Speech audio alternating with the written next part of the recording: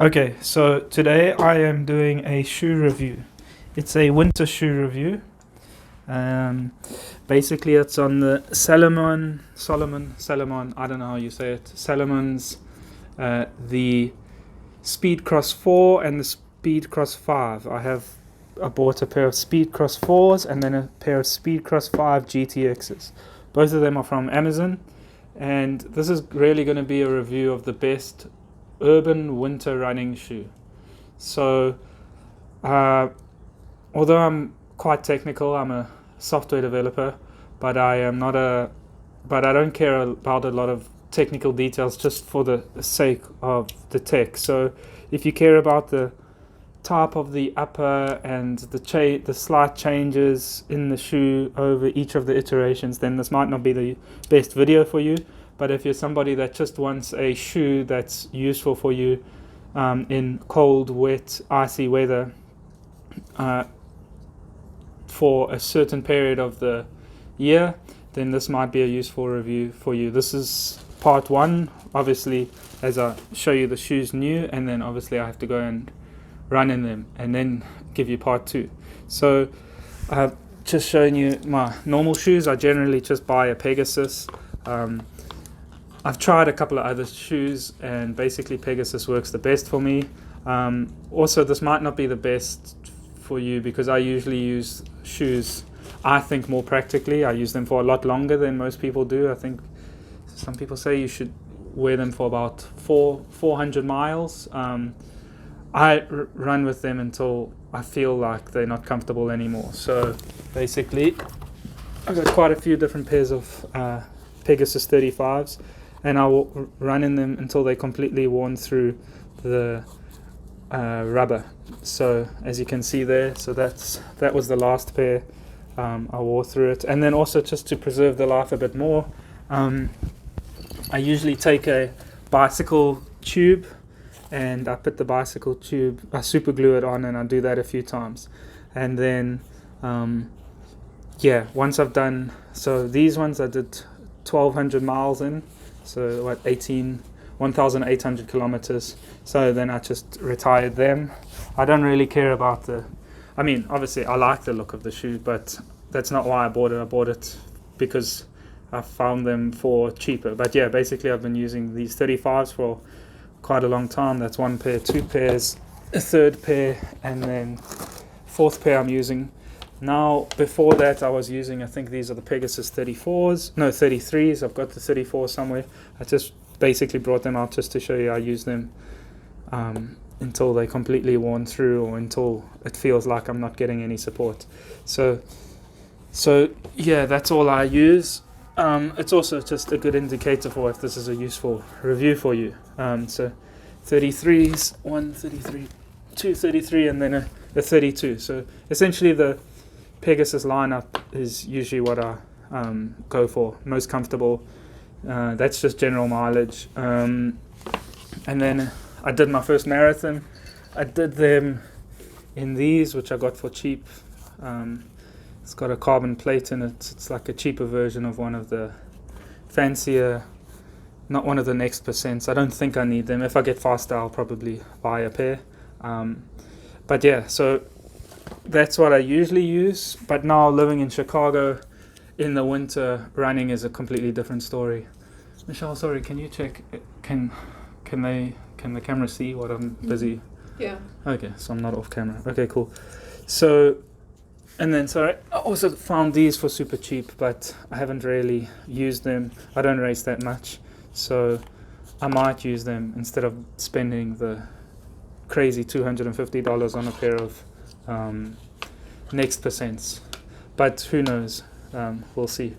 So these are hardly used. These are supposed to be my racing shoes. So far, only one marathon though. That's the New York Marathon last year, and I've got another one coming up, my second marathon, in April 2020. So yeah, that should be enough background on the kind of shoes I use and why I use them and how often I use them. And so if that's similar to you, if that's similar to your running philosophy, then this might be useful for you. So the reason that I went and bought these is because these Pegasus don't have a lot of grip, and I run on the pavement along the pavement. I don't know what sidewalk. In South Africa, pavement is the sidewalk.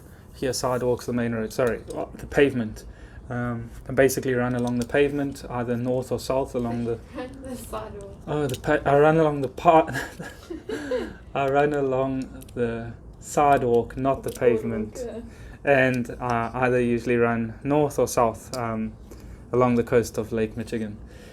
And the terrain changes quite a lot, and there's quite a few different sections that have been icy lately, and I don't want to risk a bad injury, falling or slipping on the ice into the lake. So I looked for so many different things. I really wanted a practical shoe. I looked. Sorry, Michelle, can you pass me those things sitting in the top drawer? Those ice thingies I bought. So I considered putting screws into, screwing tiny little screws into an old pair of Pegasus, but I didn't want to risk, puncturing on my already very thin soles. The screw puncturing through and cutting me. I bought these things. This is the second pair. The first pair I tried to put on the shoes and I broke them, so I'm not very confident on them, but I will give them a try. And then I looked at specifically the Hoka One Speed Goat waterproof mid shoe. I'll put a link to it, or at least a picture of it, maybe. No, I'll put a link to it. So I'm not very good at editing yet. Mm-hmm. And basically that's a shoe that's waterproof and has a lot of grip.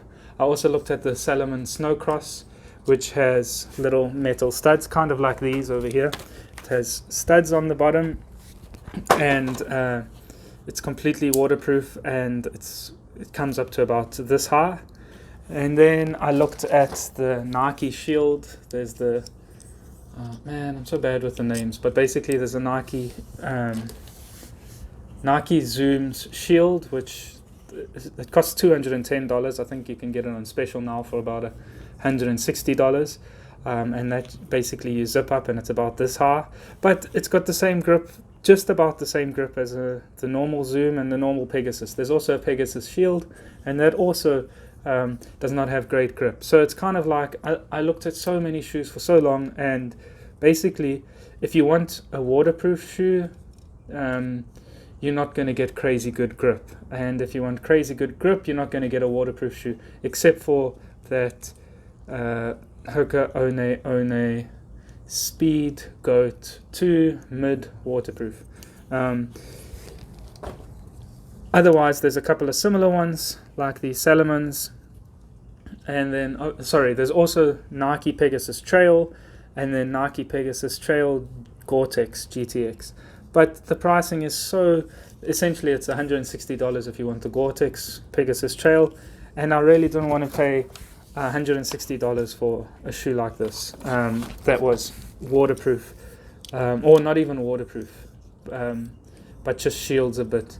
So essentially I was trying to look for cheaper options, and I came across both of these, the Speedcross 4 and the Speedcross 5, and most of the reviews of the shoe seem really, really good. Unfortunately, when they review them and say they're really good, they don't talk specifically about what I want them for, which is running on the sidewalk, so concrete, so a lot of wear, which is terrible for a trail running shoe, and then also slippery conditions. I'm not running on ice all the time, I'm not running on snow all the time, but if you're running on the trail and then you've got, 10 or 20 different sections of, maybe 100 yards, then that is ice, you don't want to risk falling, so you need something that can grip in those sections, but then you can run on the sidewalk the rest of the time. And because it's not my main shoe, I don't want to spend, or I want to always spend as little as possible, and still get good quality. So that's how I came to these two. This one was on special.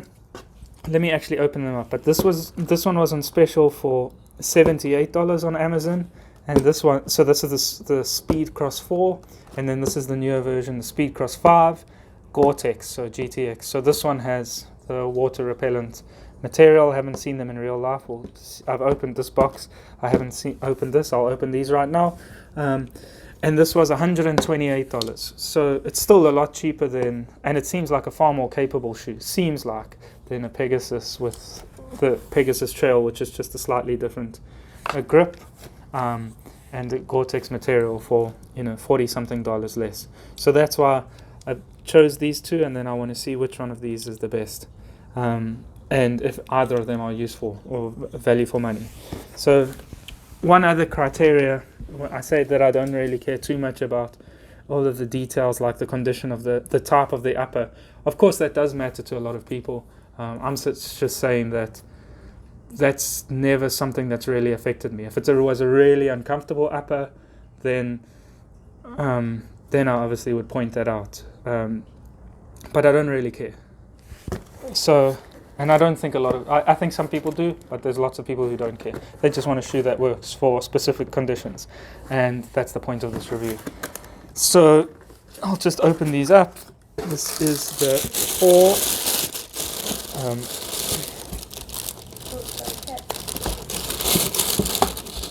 So, sorry, Alex. So this is the 4. It looks quite nice, I think. Well, that's very subjective. It's got these huge lugs on it, but running on the concrete is going to wear them down pretty quickly. But I do feel like on the slight uphills and downhills along the paths I run, this will just be a lot more. So this is my current shoe I ran this morning in. This is pretty cool compared to this. Sorry about Alex. Alex, anytime you open a box, Alex wants to get into it. Alex, move.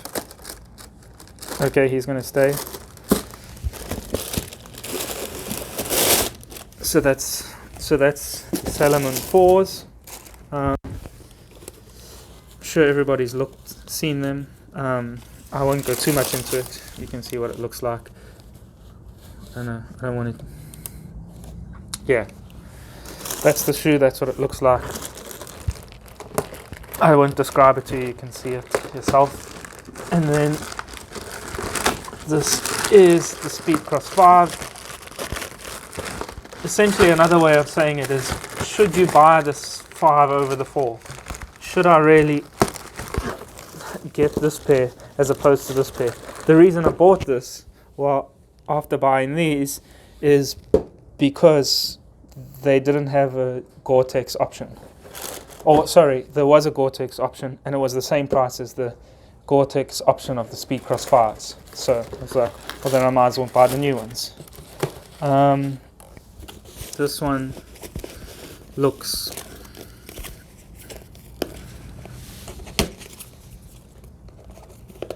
kind of similar, actually. It's got this covering over it, which this one doesn't. Oh no, it does. Sorry. Oh yeah, this is like transparent, and this is obviously if not waterproof, at least water repellent. You can't see my finger through it, but you can see my finger through this one. So this is going to be great in the cold and wet conditions, especially here in Chicago where it's so ridiculously cold.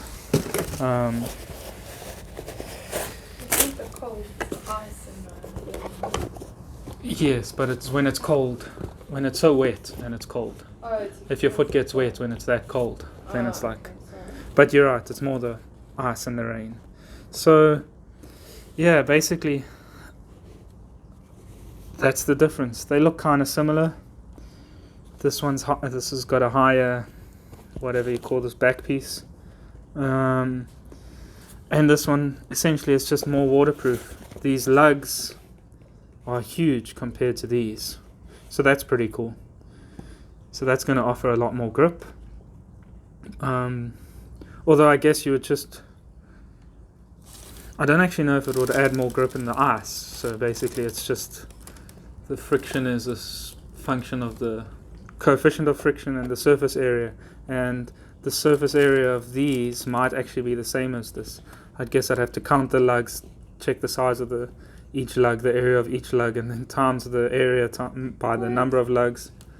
So all I'm saying is that just because this has got less lugs or bigger lugs, it doesn't mean that it's going to have more or less grip. So it's deceptive. This would just offer more grip in certain conditions, like on big rocks, which I guess is what these shoes are really made for. Interestingly, they're both the same size shoe, but the shape of the sole is completely different, so I might have to run in them. Yeah, so that's my part 1 of the review. I don't really have anything else to say about them. This one looks cooler. That shouldn't count, but it does. So it looks cooler to me. It's almost like a suede type material. And then I guess this has this little like pocket thing that you put the whatever these laces are called into. And this one also has it. So laces are going to be out of the way in both of the shoes. So the main thing the most important thing is, are these shoes going to help me to run in this really cold, slippery urban setting through the winter here in Chicago? So that hasn't been answered. That'll be in part 2. So thank you for watching. If you just wanted to, there might not be any benefits to watching this except for you to take a look at the 2 different shoes, if there's any difference between them. If you don't really see a big difference, then I guess just go for this one. $78. I mean, $78 compared to, say, a 36 Pegasus Trail GTX, which costs $160. I'd never pay that much. And as I just showed you, I always buy Pegasus, so this looks pretty cool. The main part will be how they feel running in these conditions. So I'll go for a run in each of them and then let you know in part 2. Cool. Thanks for watching.